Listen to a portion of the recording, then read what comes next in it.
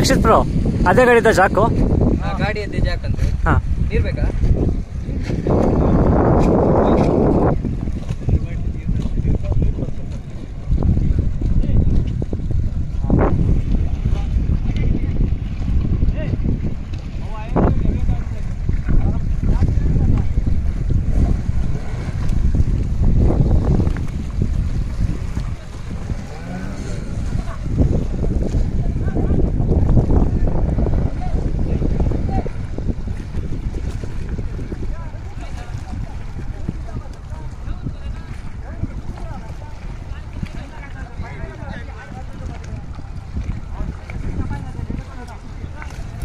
Okay.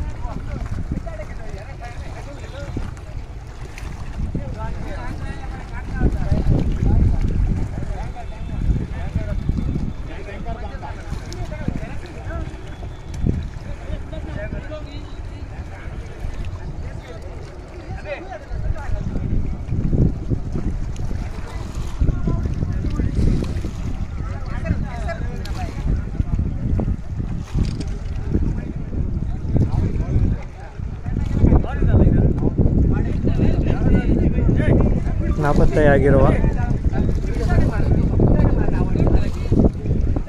ಅದಕ್ಕೆ ಇದೀಗ ಇಲ್ಲೊಂದು ಲಾರಿ ಅಂತ ಸಿಕ್ಕಿದೆ. ಯಾವ ಲಾರಿ ಇದೆ ಅಂತ ಗೊತ್ತಿಲ್ಲ, ಮೇಲೆ ಹೊತ್ತಿನಲ್ಲಿ ಗೊತ್ತಾಗ್ಬೋದು. ನೋಡಿ ಬರ್ತೇವೆ.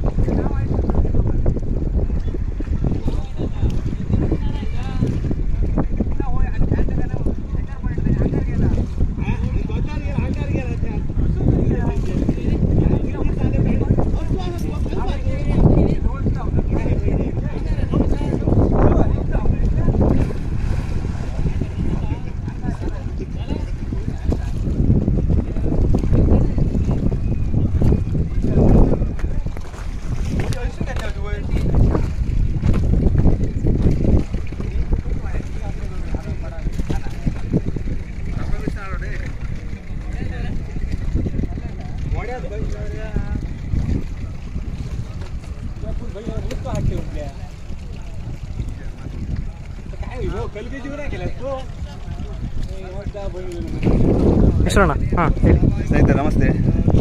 ಈಗ ಈ ಭಾಗದಲ್ಲಿ ಗಾಡಿ ಬಿದ್ದಂತ ಅದರ ಅಡಿಭಾಗದಲ್ಲಿ ಸುಮಾರು ಚಿಕ್ಕ ಚಿಕ್ಕ ಪೀಸ್ ಉಂಟು. ಈಗ ಜಾಕ್ ಆಗಲಿ ಆ ಗಾಡಿ ಪೀಸ್ ಸುಮಾರು ಉಂಟು. ಅದೀಗ ತೆಗಿಲಿಕ್ಕೆ ನಾವು ಟ್ರೈ ಮಾಡ್ತಿದ್ದೇವೆ. ಕತ್ತಲಾಯಿತು. ನಾಳೆ ಬೆಳಿಗ್ಗೆ ಮತ್ತೆ 4 ಜನ ಡ್ರೈವರ್ ಹೆಚ್ಚಾಗಿ ಹುಡುಕಾಡ್ತಾ ಇದ್ದೇವೆ. ನಾಳೆ ಬೆಳಿಗ್ಗೆ ಒಟ್ಟಿನಲ್ಲಿ ಈಗ ನೀರಿನೊಳಗೆ ಲಾರಿ ಕನ್ಫರ್ಮ್ ಆಗಿದೆ.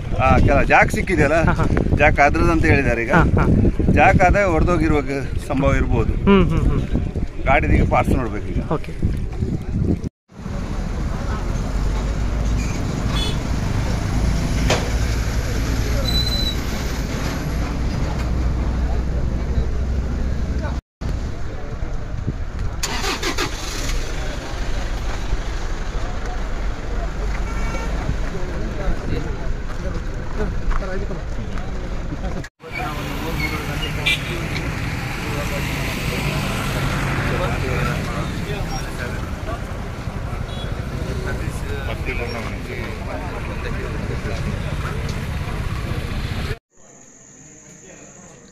ನಮಸ್ತೆ ಸ್ನೇಹಿತರೆ, ಇವತ್ತು ನಾವು ಕಾರ್ಯಾಚರಣೆಗೆ ಬಂದಿದ್ದೇವೆ. ಬೆಳಿಗ್ಗೆ ನಮಗೆ ಪರ್ಮಿಷನ್ ಸಿಕ್ಕಿಲ್ಲ, ಆದರೂ ಸಹ ನಮ್ಮ MLA ಆದ ಸರ್ ಸತೀಶ್ ಸೈಲ್ ಅವರು ಪರ್ಮಿಷನ್ 3 ಗಂಟೆಗೆ ತೆಗೆಸಿಕೊಟ್ರು. ಅವರ ಒಂದು ಸಮ್ಮುಖದಲ್ಲಿ ಇವತ್ತು ನಾವು ಕಾರ್ಯಾಚರಣೆಗೆ ಇಳಿದೆವು. ಇಲ್ಲಿ ಈ ಭಾಗದಲ್ಲಿ 2 ಜನ ಮಿಸ್ಸಿಂಗ್ ಆಗಿದ್ದರು. ಒಂದು ಜಗನ್ನಾಥ್ ಹಾಗೂ ಲೋಕೇಶ್ ಸ್ಥಳೀಯರು, ಹಾಗೂ ಕೇರಳದ ಅರ್ಜುನ್. 3 ಜನ ಮೃತದೇಹ ಇನ್ನೂ ಸಹ ಸಿಕ್ಕಿಲ್ಲ. ಇವತ್ತಿಗೆ 28 ದಿನ ಆಯಿತು. ನಾವು ಕೆಳಗೆ ಇಳಿದು ಹುಡುಕುವಾಗ ಮೊದಲನೇದಾಗಿ ನಾವು ಗಾಡಿ ಅಡಿಯಲ್ಲಿ ಅರ್ಜುನ್ ಹಾಗೂ ಸ್ಥಳೀಯರಾದ ನಮ್ಮ ಲೋಕೇಶ್ ಮತ್ತು ಜಗನ್ನಾಥ್ ಹುಡುಕೋ ತುಂಬ ಪ್ರಯತ್ನ ಮಾಡ್ತಿದ್ದೀವಿ. ಯಾಕೆಂದರೆ ನಾವು ಒಬ್ಬರೇ ನಾಳೆ ಮತ್ತೆ 3 ಜನ ಬರ್ತಾ ಇದ್ದಾರೆ ನಮ್ಮ ಮುಂದೆ ಟೀಮಲ್ಲಿ ಹುಡುಗ ತಜ್ಞರು. ಅದಕ್ಕೆ ಈಗ ನಾವು ಕೆಳಗಡೆ ಹುಡುಕುವಾಗ ಮೊದಲನೇ ಬಾರಿ ಹುಡುಕುವಾಗ ನಮಗೆ ಸಿಕ್ಕಿದ ಖಾಲಿ ಜಾಕ್. ಅದು ಆ ಲಾರಿ ಯಾವುದು ಬೆನ್ಸ್ ಗಾಡಿ, ಆ ಗಾಡಿಯ ಜಾಕ್ ಸಿಕ್ಕಿದೆ. ಆ ಜಾಕ್ ನಮಗೊಂದು ಕ್ಲೂ ಆಗಿ ಸಿಕ್ಕಿದೆ. ಯಾಕೆಂದರೆ ಆ ಜಾಗದಲ್ಲಿ ಅರ್ಜುನ ಆಗಲಿ ಸ್ಥಳೀಯರಾದ ಲೋಕೇಶ್ ಹಾಗೂ ಜಗನ್ನಾಥ ರಥದ ಸಿಕ್ಬೋದು ಮಣ್ಣಿನಡಿಯಲ್ಲಿ. ಅವರ ಕೈಯ ಕಾಲ ಎಂತಾದರೂ ಸಿಕ್ಕಿದ್ರು ಸಹ ಅವರ ಒಂದು ಮೇಲೆ ತಂದು ಈ ನಮ್ಮ ಇಲ್ಲಿನ ಜನತೆಗೆ ನಾವು ಒಪ್ಪಿಸುವ ಒಂದು ಕಾರ್ಯವನ್ನು ಖಂಡಿತವಾಗಿ ಮಾಡ್ತೇವೆ. ಇವತ್ತು ಕತ್ತಲಾಗ್ತಾ ಬಂತು, ನಾವು ಇವತ್ತು ಮುಗಿಸಿದ್ದೇವೆ. ನಾಳೆ ಬೆಳಿಗ್ಗೆ 8:30 ಗಂಟೆಗೆ ಪುನಃ ನಾವು ಶುರು ಮಾಡ್ತೇವೆ. ಇವತ್ತು ಲೈವ್ ಕೂಡ ಮಾಡಬೇಕು ಅಂತ ಅನ್ಕೊಂಡಿದ್ದೀವಿ. ಅದೇ ಈಗಾಗಲೇ ನಾವು ಇದರ ಕುಲಂಶವಾಗಿ ಏನೆಲ್ಲ ಆಗಿದೆ ಅದರ ಬಗ್ಗೆ ನಾವು 8:30 ಇಂದ 9 ಗಂಟೆಗೆ ಲೈವ್ ಆಗಿ ಕೊಡ್ತೇವೆ. ಹೌದು, ಧನ್ಯವಾದಗಳು.